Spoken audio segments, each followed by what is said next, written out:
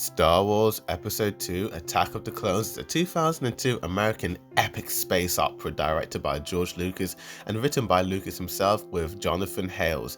It acts as the second installment of the Star Wars prequel trilogy and the fifth Star Wars movie released to date, and stars Ewan McGregor, Natalie Portman, Hayden Christensen, Ian McDiarmid, Samuel L. Jackson, Christopher Lee, Anthony Daniels, Kenny Baker, and Frank Oz. Set 10 years after the events in Phantom Menace, the galaxy is on the brink of civil war, with thousands of planetary systems threatening to secede from the Galactic Republic after Senator Padme Amidala invades an assassination attempt. Jedi apprentice Anakin Skywalker becomes her protector, while his mentor Obi-Wan Kenobi investigates the attempt on her life. Soon, the trio witness the onset of a new threat to the galaxy, the Clone Wars. Development of Attack of the Clones began on March 2000, with some months after the release of Phantom Menace.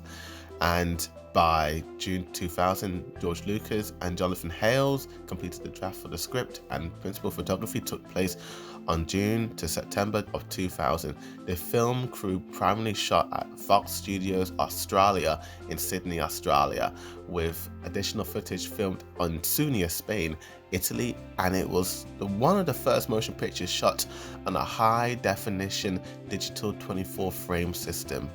So what you mean by that is that this was like the first digital, this was one of the first digital movies, because normally before this, movies were shot on film, but this was the first movie to be shot digitally, and it was released in the US on May 16, 2002, and received mixed reviews, with some critics hailing it as an improvement over its predecessor, The Phantom Menace, and while others considered it the worst installment of the franchise. Although the visual effects, costume designs, musical score, action sequences, and Ewan McGregor's performance as Obi-Wan Kenobi were all praised, the romance of Padme and Anakin, the dialogue, the screenplay, and the long running time were all criticized heavily. But it grossed $649 million worldwide, and also became the first film to be outgrossed in its year of release. And what do I think about this film? Well, if you saw back there, how the critics reacted, critics were very mixed on this film, because just like the first one, people were more liking it a bit more, and others were still thinking it was really bad and probably, calling it the worst. When I first watched this film, I thought it was the worst. I thought it was probably one of the worst Star Wars films. I think it was the worst, because when I watched Phantom Menace, although it was bad, it was enjoyably bad, and I could just sit back and just have fun laughing at it. With this film, there isn't that sit back and have fun and laugh at it. It has a lot of slow, boring moments in, but the more times I watched it, I have to admit, the more times I actually did like it, and rewatching it a fifth time, I have to admit, putting my hands up, Attack of the Clones is better than The Phantom Menace in my opinion. Because now that I'm watching it a fifth time over, I'm starting to understand, I'm starting to realize that I feel like this film is a lot more, let's talk about the good, let's talk about the pros. This film feels more focused than Phantom Menace. Phantom Menace, I felt like too much was happening all at once, and I was getting confused. They were doing this, they were going here, this was happening, that was happening. It was like Tax Federation, Qui-Gon Jinn, Obi-Wan Kenobi going there, him going there. But it's just so much was happening, and it was very cluttered, and it was very noisy, and it was just too much, and it was giving me a headache. This film kind of took a step back, and it was just very focused. You have Obi-Wan and his little mission, you have Annie and Paddy doing their own thing, and you have the council just thinking and and obviously I get it, and the way it's structured does feel like a traditional Star Wars film at that, like how the original trilogy was like, you'd have the lead character doing this, their friends doing that, and then you would have the evil guys thinking and plotting and all that. That's how it felt like, in my opinion, rewatching it. I also felt like the cinematography was light years better than the first film. George Lucas may not know how to write a screenplay or direct dialogue properly, but my gosh, when it comes to establishing a shot, when the camera's panning down or panning on landscapes, he knows how to do it. He my gosh, this dude is a master at that, you know, like of like panning and all that. And I just absolutely love it. It looks really gorgeous, you know, like the planet where, I'm not too sure what it's called, but where Anakin and Obi-Wan are basically protecting Padme of Coruscant, and they're basically having that little chase. It was really great, and I really did like it. And I noticed, as again and again, I always notice this in like older films that incorporate CGI, when they use shots, whenever they film in like the nighttime or it's a dark scene, like how Coruscant was lit, it always looks better because you can always hide your mistakes of CGI in darkness, you know. And I felt like the Coruscant chase really looked amazing because it was very dark looking and it felt very gripping, and you really felt like you were in these worlds, you know, like these worlds just look absolutely amazing, and I actually kind of want to, you know, it makes me want to be there, you know. It looks gorgeous, you know, absolutely amazing. And Ewan McGregor's Obi-Wan, I feel like I like him more in this film. He's starting to film a bit more like Alec Guinness while also having his own little take on it, you know. In the first film, Obi-Wan was good. We all loved him in that one.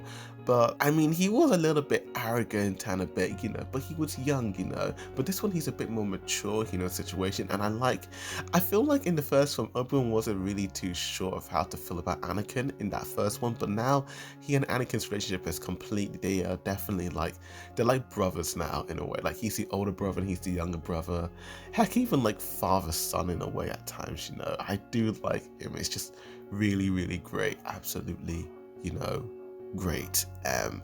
I also feel like Natalie Portman as Padme, like her acting has improved over the first one, because that first film, like, my gosh, dude, she was terrible in that. Like the way, the dialogue, like the acting, the performance was just so, oh no.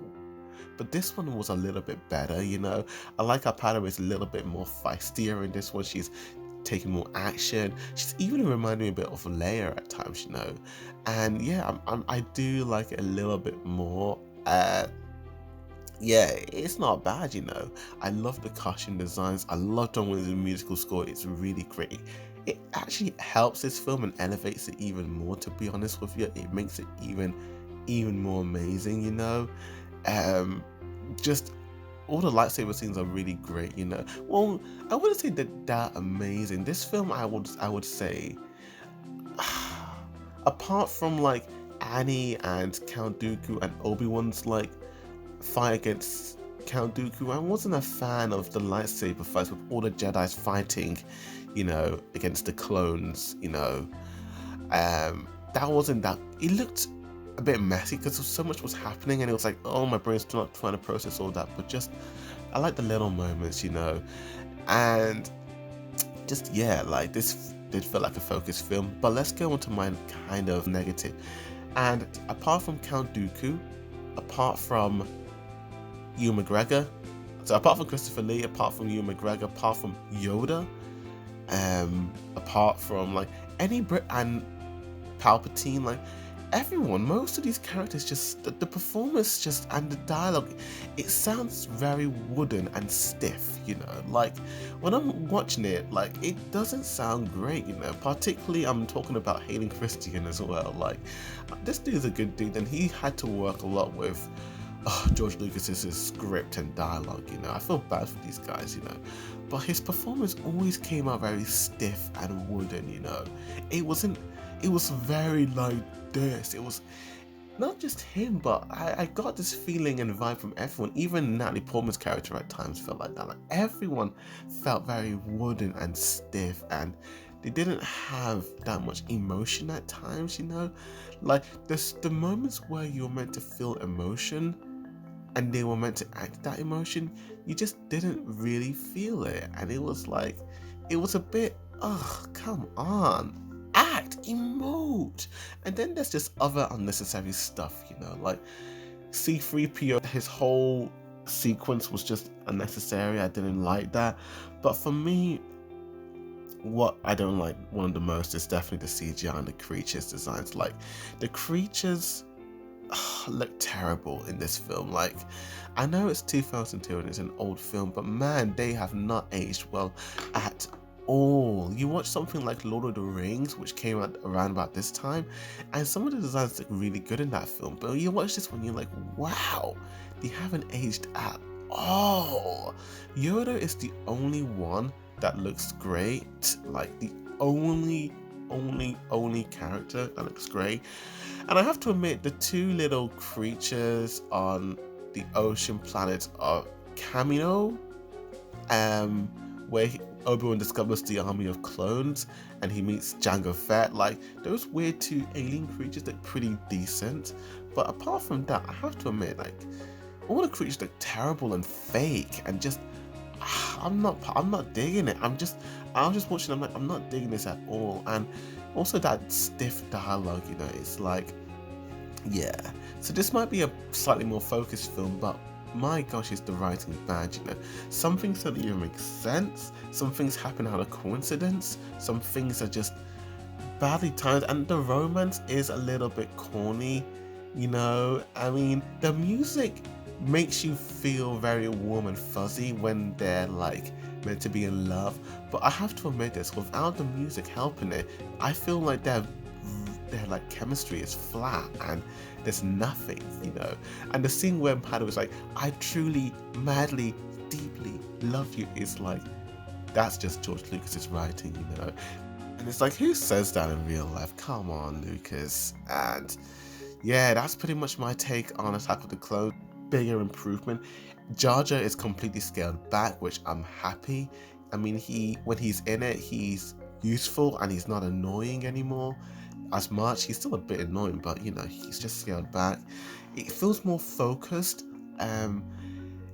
It's better paced, I would say. It's a better paced movie than the first one, where the first movie was like fast, slow, fast, slow.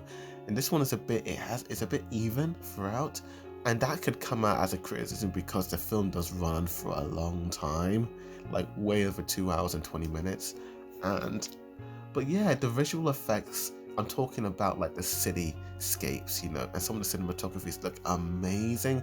Like the clone troopers marching onto their spaceships look so great, and some of these planets and the color schemes that just look vibrant and gorgeous, and you just want to visit them in a way, you know.